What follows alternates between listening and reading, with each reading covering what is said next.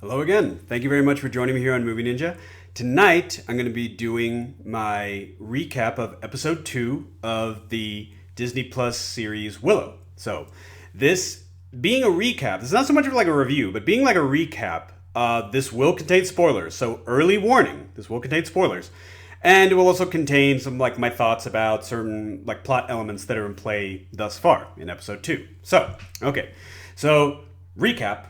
So, in the quest proper, we learn the identity of Elora Danan, but we also get a little bit more insight as to exactly what happened in the intervening years between Willow the film and the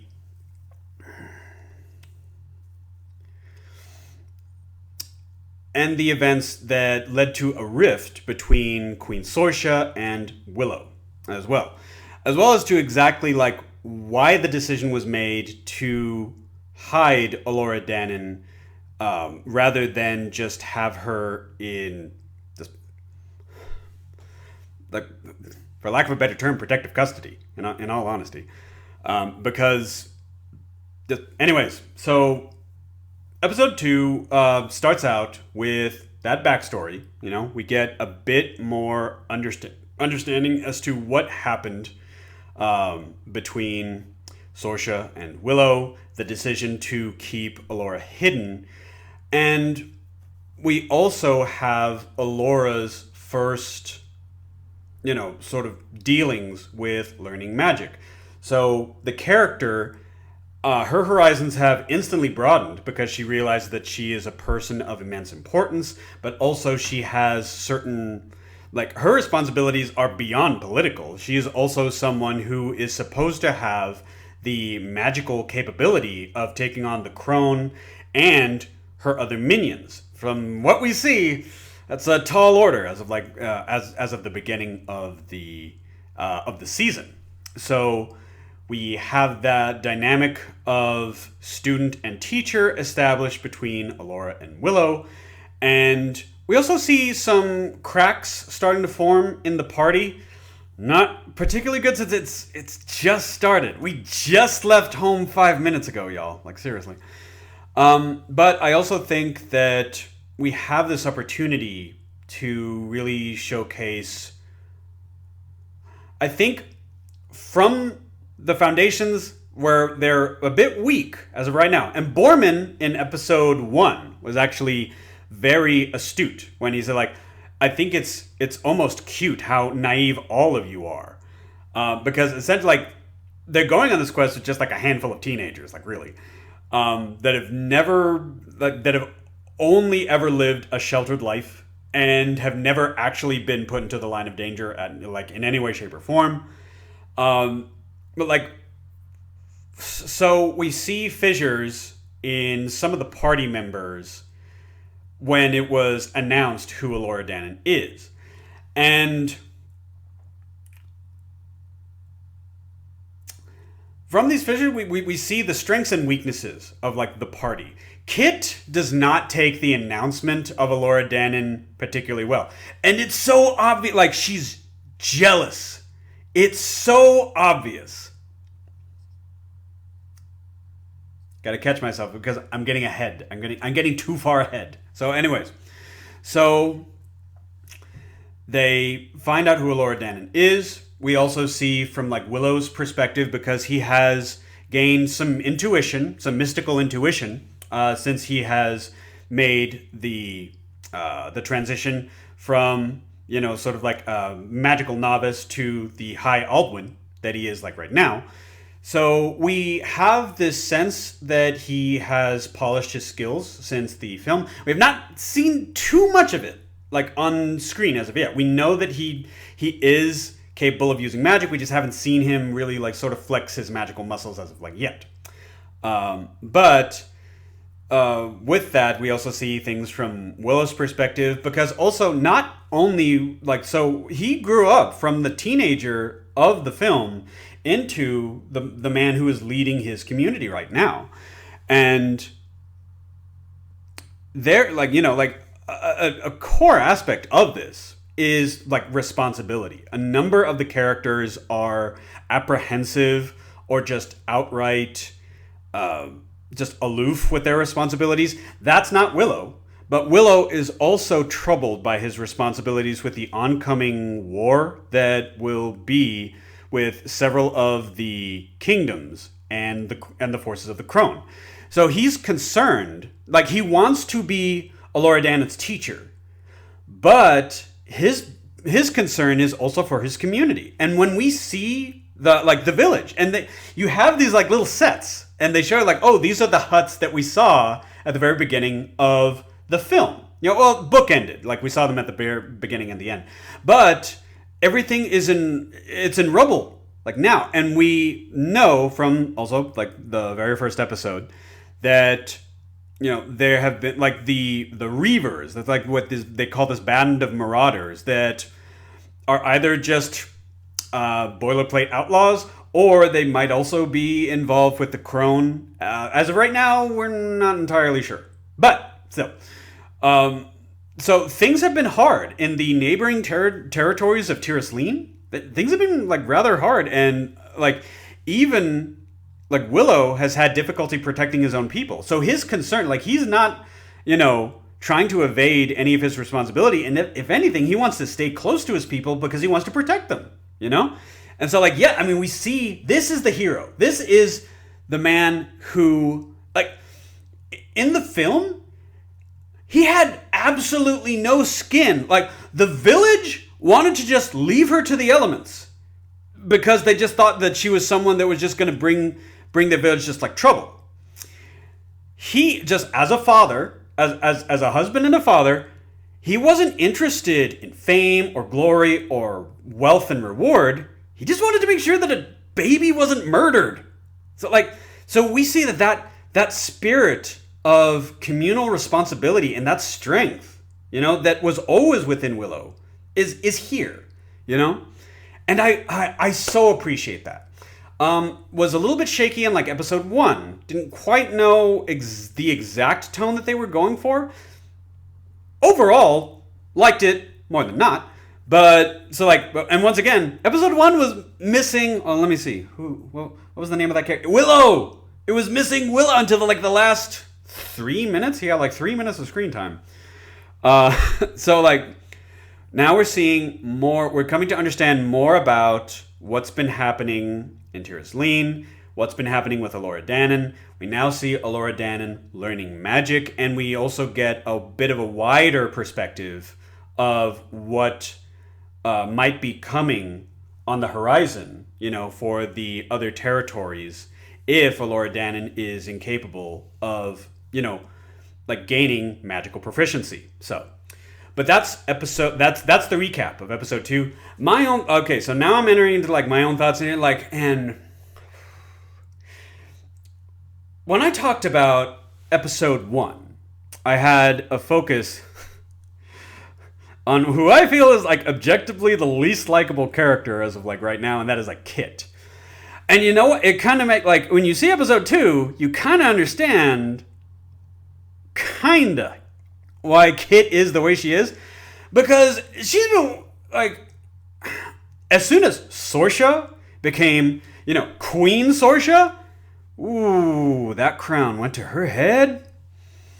Ooh, she Kit has just been watching her mom just tear up people that were her initial reaction to Willow telling her, hey, I would like to continue to be Elora Danon's protector.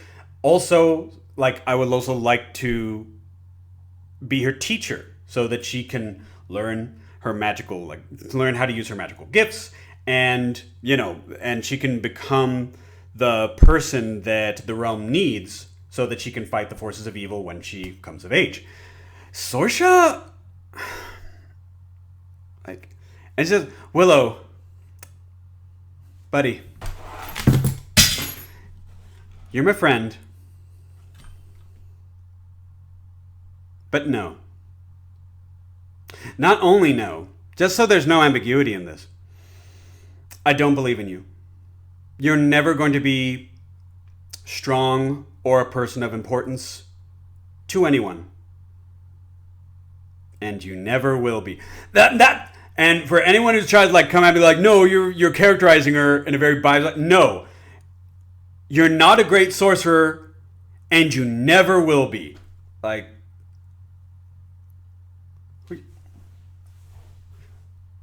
I'm sorry, who are you talking to?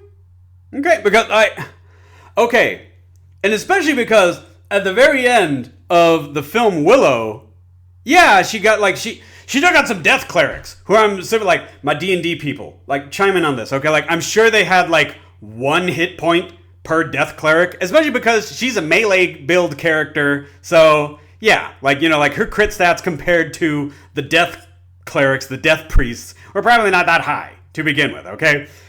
Like, not only that, but she was dispatched like way early in the fight.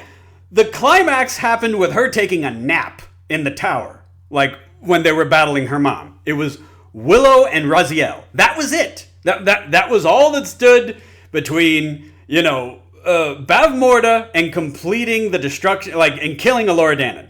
That was it. Like, Soja didn't have anything to do with that. And for those people that say, like, oh, wait a second, but she was kind of sort of involved with...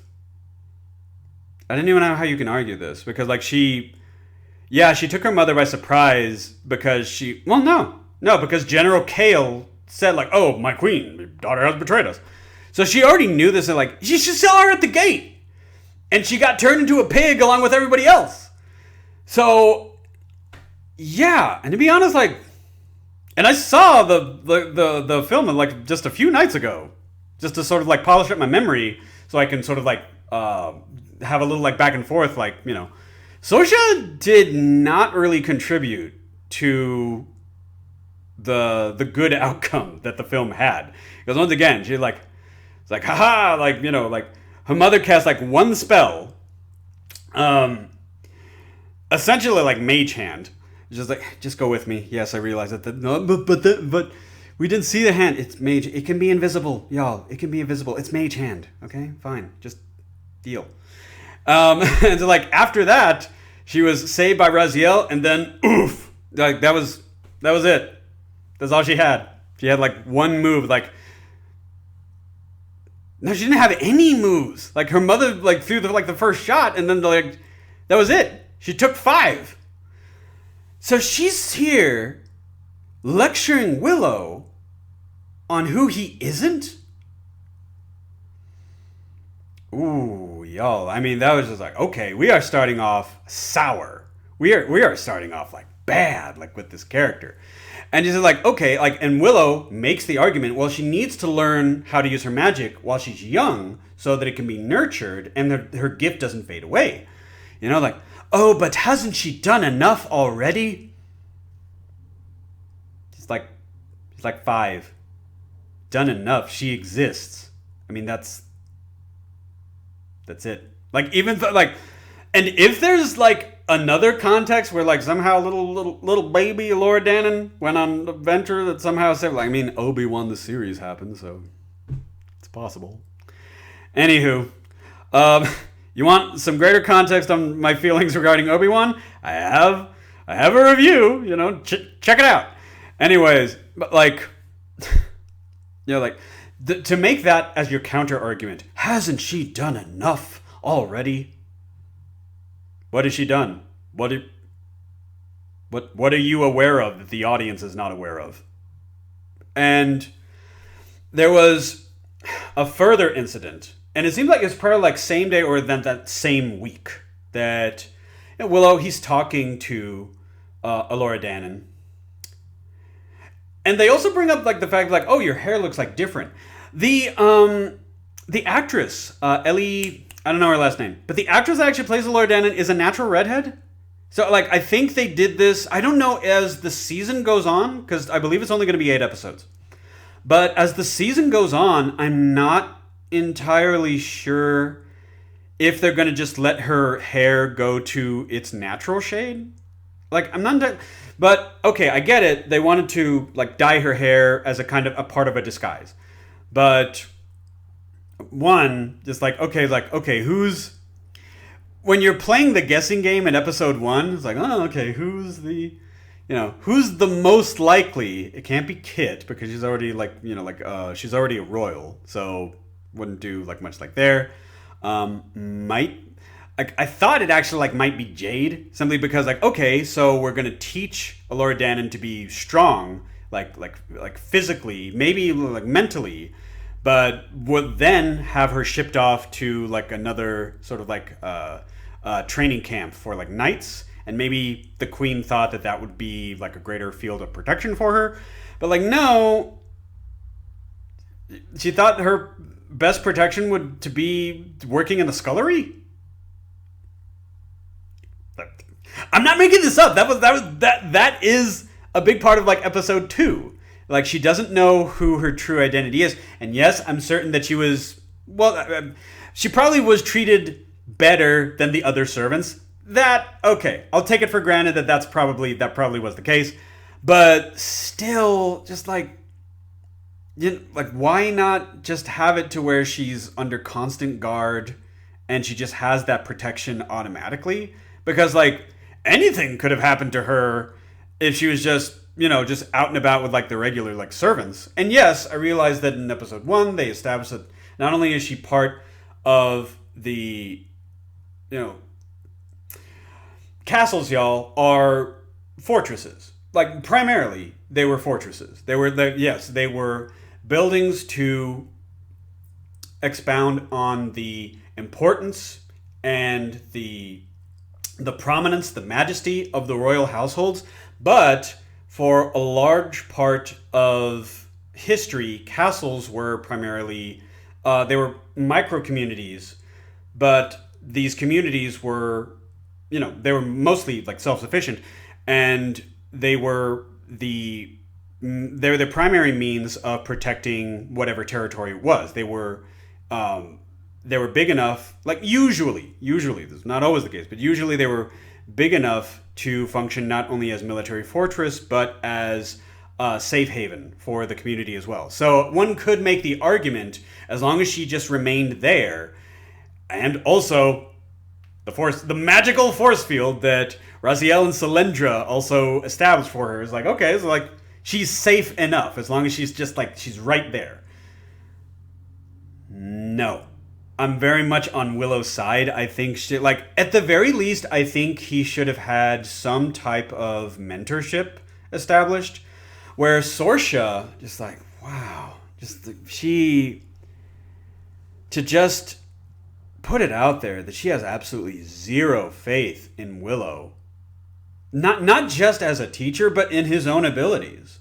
That she's like, he didn't amount to anything. Even though he like, but by the way, like I'm High Aldwin now.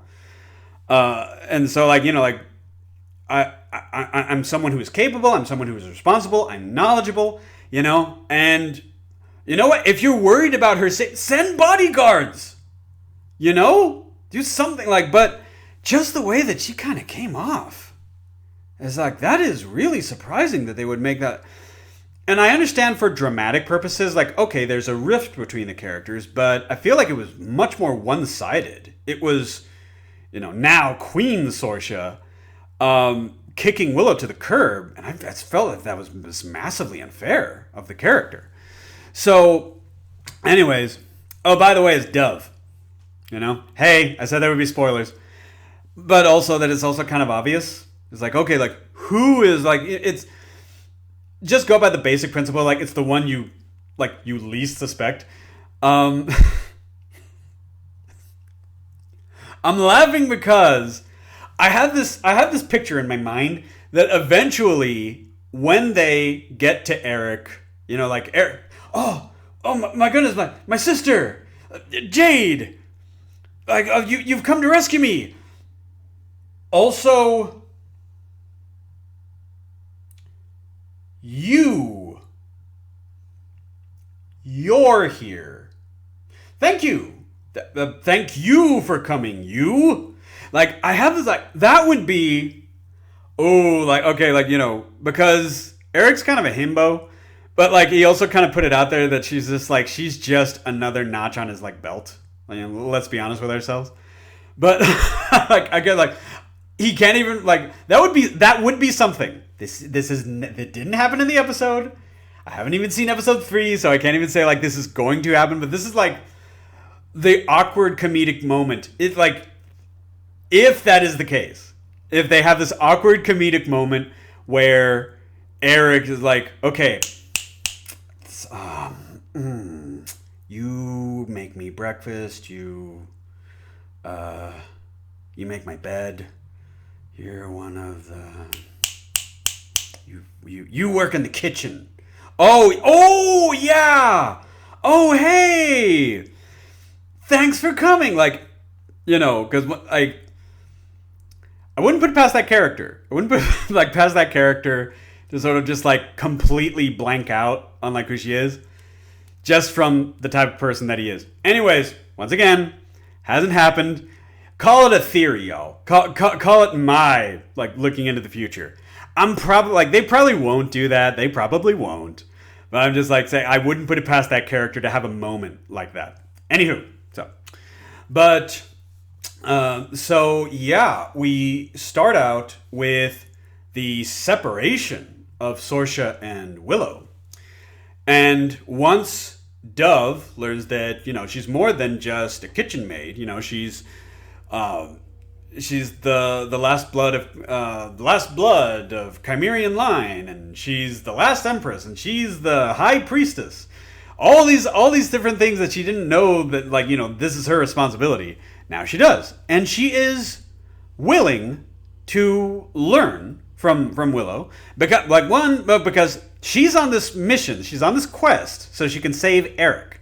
And if she learns magic and she becomes more capable, then she this will help Eric.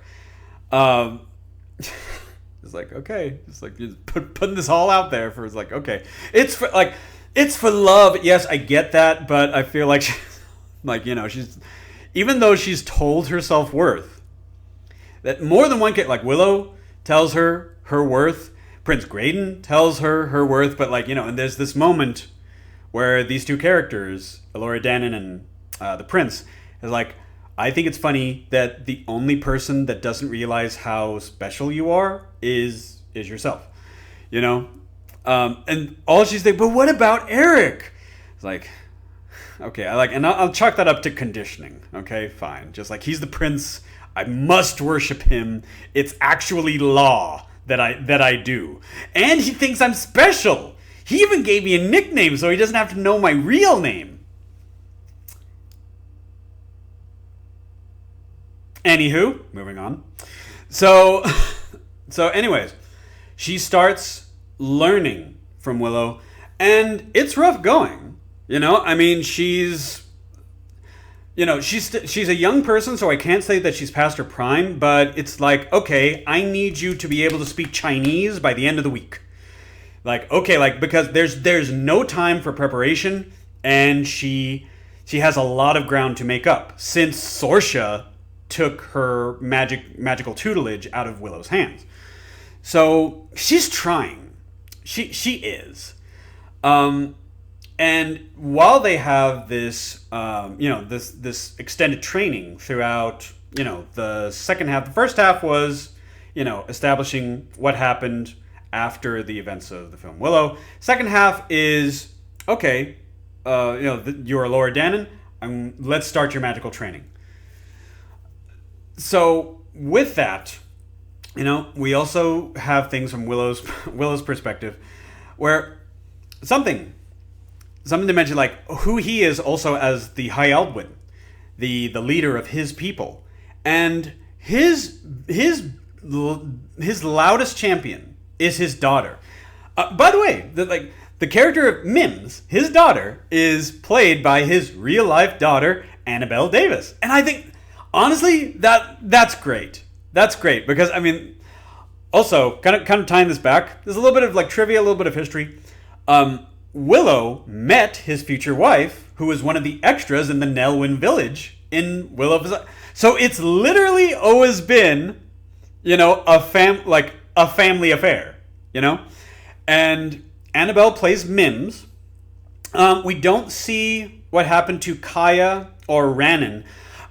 I'm fairly confident that they'll cover that in upcoming episodes. Unfortunately, but Willow, as he is right now, is a widower, and we don't have Rhiannon in the picture, so I can only assume, hey, in the times before modern medicine, I mean, anything possibly could have taken Rhiannon from the mortal coil. We don't know, but it is something that Willow doesn't just carry the weight of responsibility; he carries the burdens of of loss, with him as well. But he is still endeavoring to help prime the Elora Danan to fulfill to fulfill her own destiny. So once again, Willow is he is the character that I hoped he'd be. I'm so glad they didn't pull a Luke Skywalker on Willow to where he's just a grizzled old recluse. Before someone checks me on what happened with Luke, I saw the movies, y'all. Okay, I know, but I don't have to like it.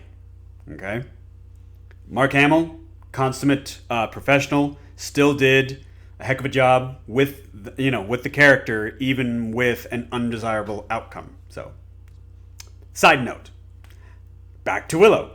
Anyways, so and oh, by the way, a little other bit of trivia. His son Harrison is Warwick Davis's stunt double, so he is working with both his son and his daughter in this series, and I just think there's something really cool about that. Anywho, but those are the primary highlights of this particular episode of Willow. Willow episode 2. So we learn more about what separated Willow and Sorsha. We learn about what is expected of Elora Danan later on. We get a little bit of just a little bit more insight. Right now, my 3 favorite characters are Willow, Borman, and Prince Graydon. Prince Graydon, he anybody who's had to make a D&D character sheet, because he's well studied. He knows Arcana. They even use the word. It's hey, I'm pretty good with Arcana. If you kind of need some help with that. Anyway, Tony Rivoli. I'm probably mispronouncing his last name. I apologize if that is the case. But Prince Graydon is yes, he remains mousy for the moment. I think he's going to come out of his shell a little bit more as the series goes on. But they actually, hey, I'm pretty talented with Arcana. So yeah, he's studied magic. I think he will probably be someone who also has this sort of spring of magical potential, as the series moves forward as well. But we'll see. Borman, I like Borman. I like his swagger. I like his sense of humor. I like how much more grounded than he is than most of the other characters, because he's not someone who ever had the protection of a royal bloodline to sort of keep him safe. And we also learn more about his story and his dealings with Mad Mardigan. So for right now, so that is where episode 2 leaves us off, where Elora Danan is learning about magic until it's a very abrupt ending. And the ending that they went with, because of course they're being pursued by the forces of evil. Of course, those guys don't take a day off, certainly not. So the way that the very abrupt, the very jarring way that the episode concluded, just made me eager to okay, what now? So okay, when this is to be posted, it will be episode 3, but that summary and recap will come a little bit later. So, but I'm still with it. I'm still with Willow, and I look forward to episode 3. See what we get. Thank you very much for joining me here on Movie Ninja. Thank you very much for tuning into this recap. Have you guys seen Willow? Where do you feel the members of the party are? Anyways, Let me know in the comment section. Thank you very much for joining me here again on Movie Ninja, and I hope you have a great rest of your day.